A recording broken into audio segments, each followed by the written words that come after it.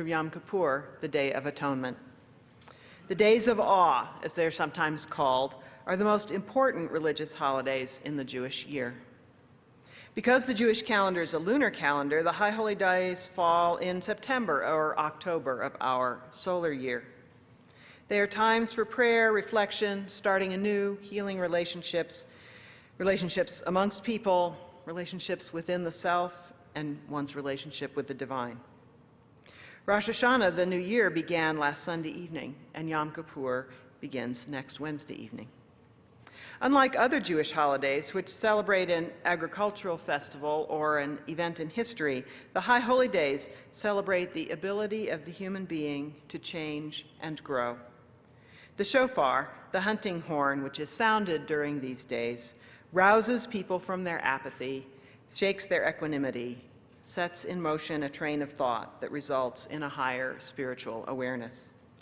It is a very special week indeed. And we join in spirit then with our Jewish neighbors in honoring its themes.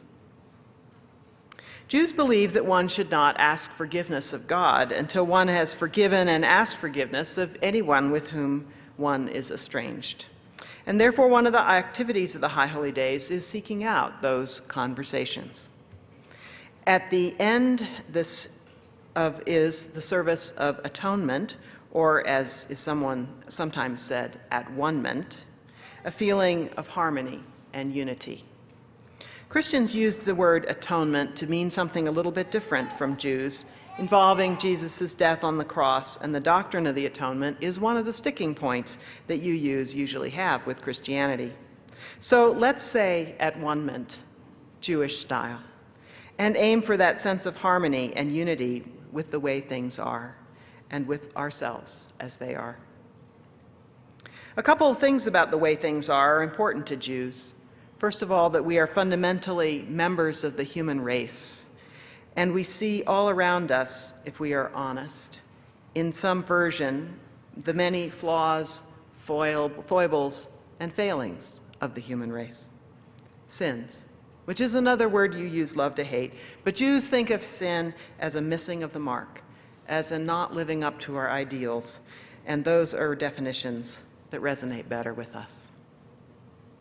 Forgiveness. It's one of the really hard things we do, most of us. We nurse old grudges. We can't give up our anger at past hurts. We remain angry at ourselves for not living up to our own values.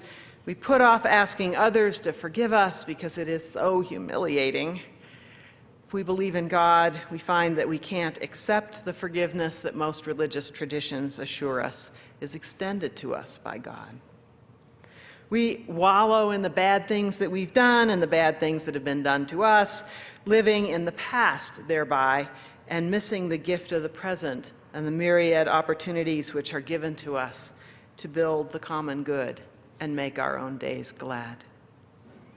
What a morass.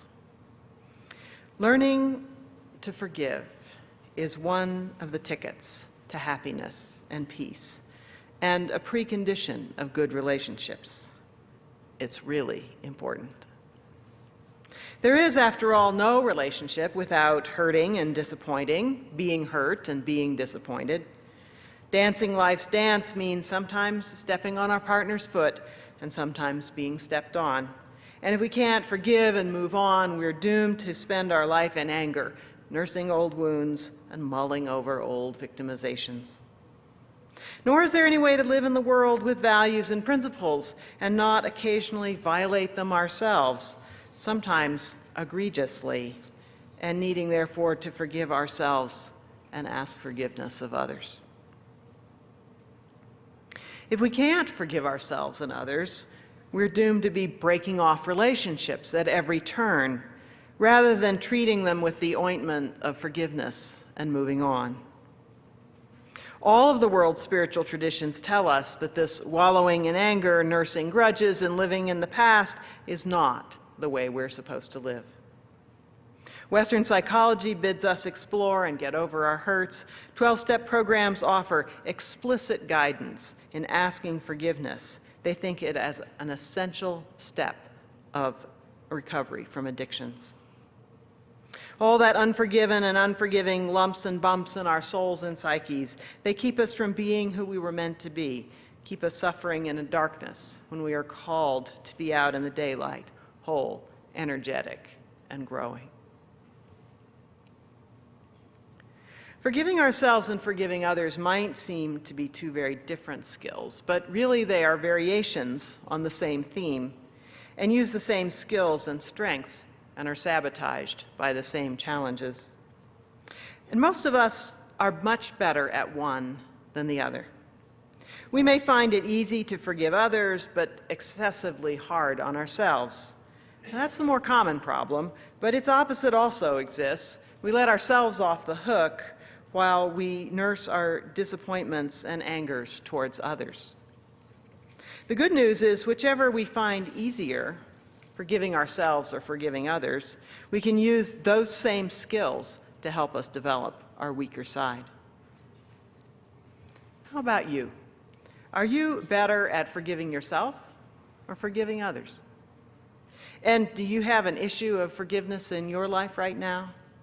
You'll get the most out of this sermon if you have something in mind, a situation for which you need to forgive yourself, or a situation where someone has hurt you, which is still simmering in your life. Think about that.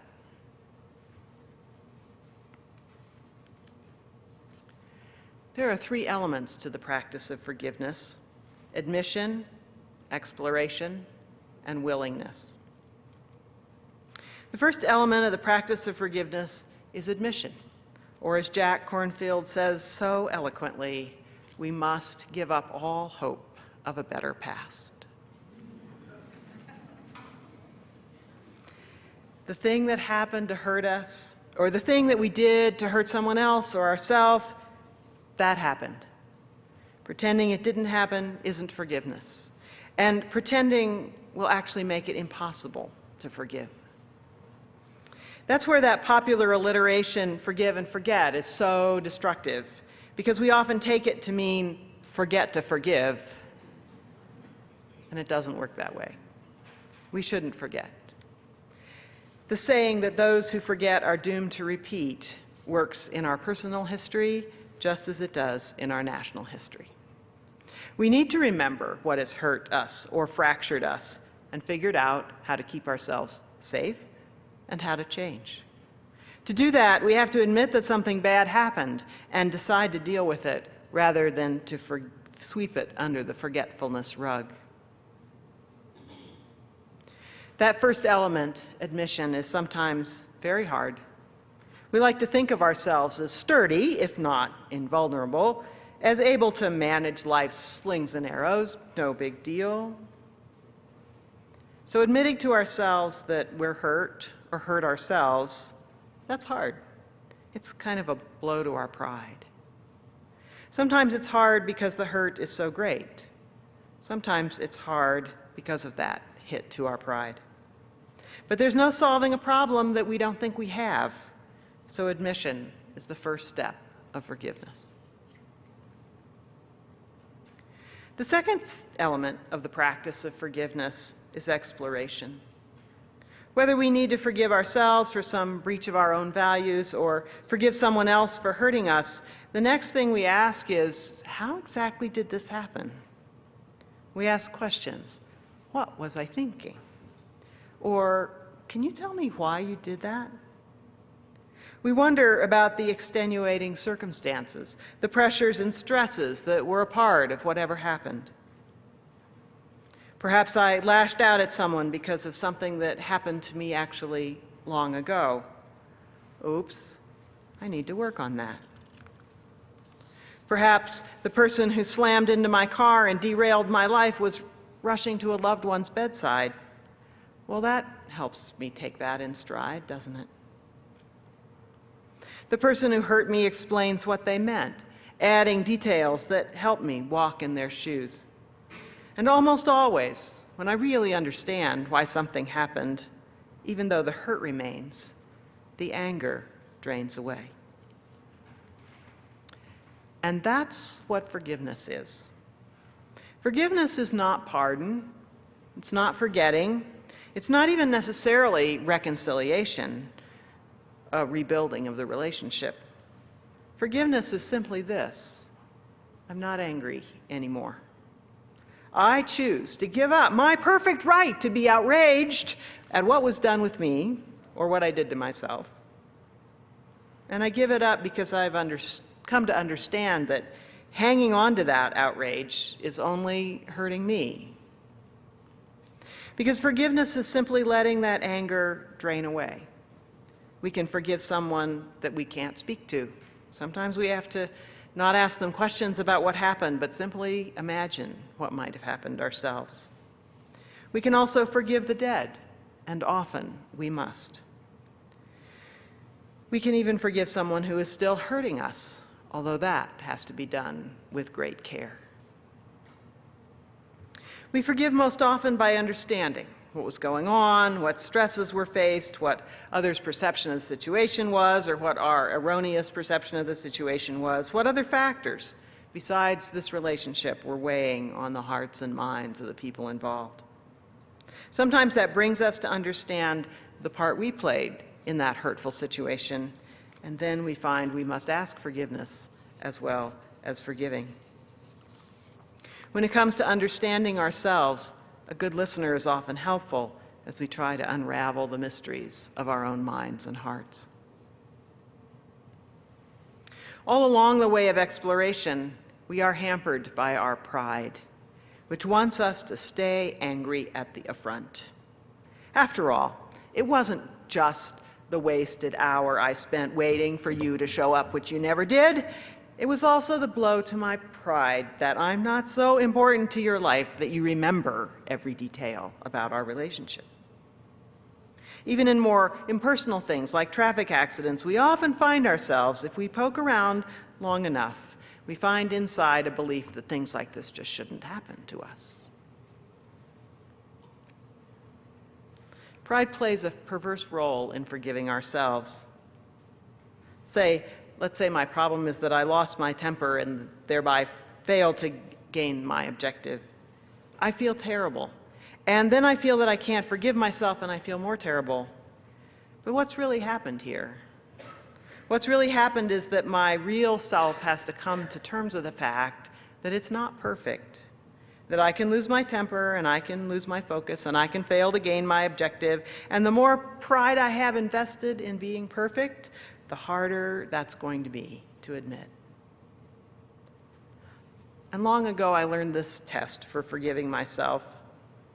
Once I thought about why this happened, the tiredness or the anger or the someone else or the misunderstanding or whatever it is, I asked myself, so if it was somebody else who had done this to me, who was tired or angry or misunderstanding or whatever, would I forgive them? And most often I think, well, sure, of course.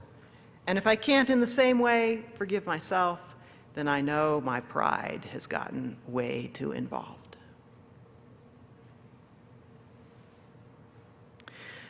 The third piece of exploration is negotiations for the future. We can give up all our anger about a situation, but if we want the relationship to continue, we have to find a way to feel safe. I forgive my toddler who broke the vase that I told him not to touch, but then I put my other valuables away for another year or so until I can trust him. I forgive my friend for standing me up at lunch, but we agree that the next time I'll call her that morning and make sure we're still on. I can forgive a crime against me.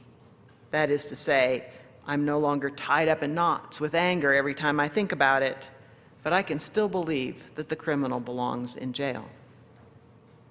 I forgive myself for falling back into my addictions, because only when I stop beating myself up can I muster the energy to figure out how to live the life I want to live. Forgiveness is not pardon. It's not acting like nothing happened. Forgiveness is letting the anger drain away and moving on. And then we move to the third step of forgiveness, which is willingness. We understand, or maybe we never have figured out what happened. We negotiate changes in the relationship so that it will feel safe to continue, or maybe we decide not to continue. And then we ask ourselves to be willing to forgive, to be willing to let go of our perfectly righteous anger, to be willing to stop hurting ourselves by dwelling in the hope of a better past, rather than in the reality of a flawed but oh so beautiful present. Are you willing to let go? Willingness is actually the most powerful thing we can do, because we can't control our anger. It's a feeling. It's not in our control. We can only be willing to let it drain away in its own good time.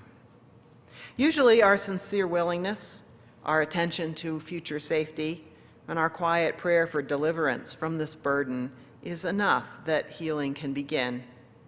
When it's not, then our willingness is to go back and explore, usually with a third party, what's going on. It takes us back a step, but it's often a worthy exploration that bears much fruit in our lives. When we're done exploring, then we can be willing again to let that anger drain away. Anger is like a puddle of dirty water after a hard rain. It drains or dries in its own good time, unless, of course, somebody feeds it with a fire hose. You do that, I know you do, and so do I. All those satisfying rehashings in the privacy of your own enraged heart, all those delicious last words you think up, all that stuff, that's the fire hose.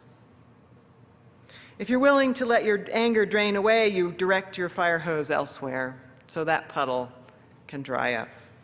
Or you find that you just can't, and the puddle doesn't dry up in a hurry, and you think about that and wonder about it. Eventually, you will quit feeding it. In the evening, there'll be a mess of a puddle. It'll be smaller in the morning, smaller still at noon. You go about your business, and the next time you check, it's gone. And in the fullness of time, your forgiveness is complete, and you are free.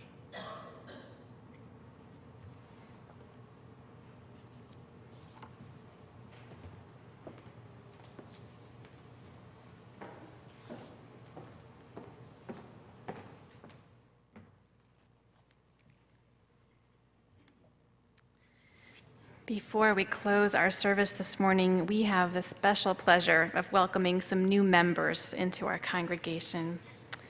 Will the new members please come forward and join me on the platform as I read your names?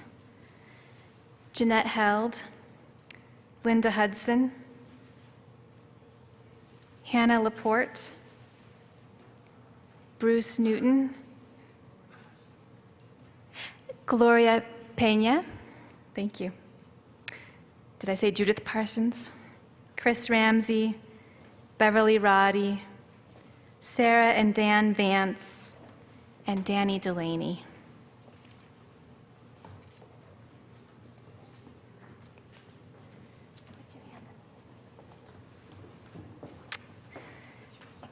Friends, we welcome you this morning as we affirm in ceremony what you have already made real in your lives, which is your commitment to this congregation and liberal faith. Outwardly, it was a simple step. You signed your name in the membership book.